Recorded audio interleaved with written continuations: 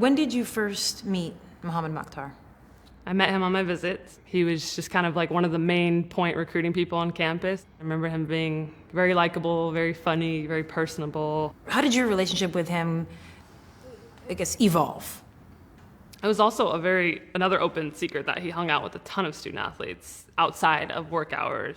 Sometimes it was very formal in the sense of like, we're all going to get pizza, like come meet here tonight at 7. And other times it was like a coffee shop across the street. I might have just gone in there to go get a tuna melt, and then like Mo was there and he's like, hey, come sit down, like talk to me, how are you doing, what's going on, how's your class schedule, chit chat. And so that might turn into a one-on-one event. What do you remember about the invitation from Muqtar, or how you guys arranged a meetup at his home?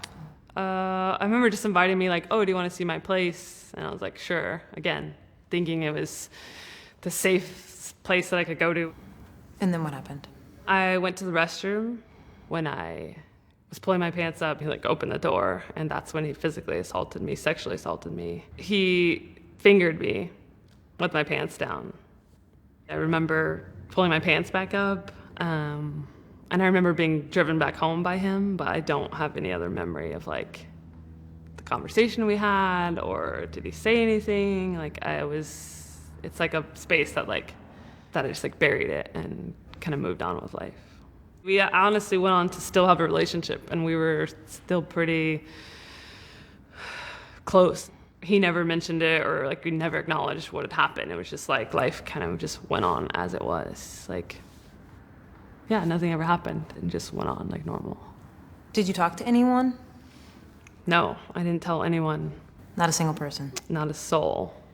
When was it that you started to acknowledge to yourself what had happened? It was this past summer in 2017 that I finally told someone. And that was my then girlfriend, Jessica, and who's now my wife. And I finally told her what had happened. Then I went on to write an article for Mike.com, and then I went on to go through counseling all summer.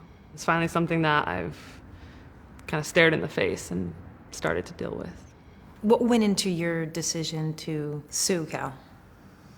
Him, again, not being able to be in a position to harm women.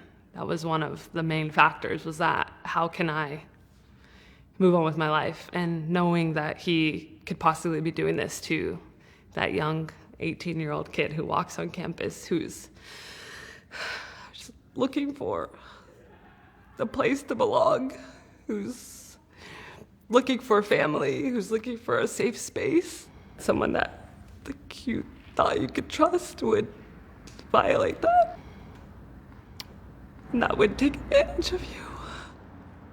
And so it feels like there's a big level of responsibility there for me to make sure that this doesn't continue